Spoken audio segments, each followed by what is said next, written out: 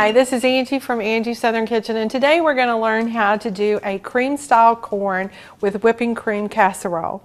And I like to start with fresh corn, and we have creamed our corn, and we have about 8 to 10 ears of corn. And once I get it all creamed, then I like to add my whipping cream, and this will cook down and make a really nice sauce. And you want to fill it till it's almost completely full of liquid. And then I add 1/4 a stick of butter.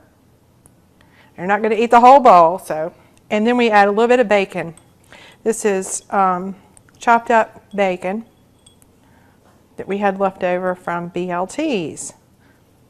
So, and then you want to cook this on a low simmering heat for about 20 to 30 minutes. And then you can put it in your oven for about 10 minutes to heat it thoroughly and brown it on top.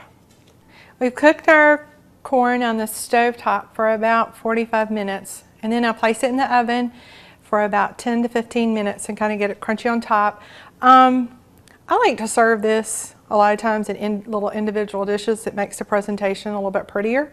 And again, this is Angie from Angie's Southern Kitchen, and you just learned how to make cream-style corn casserole with whipping cream.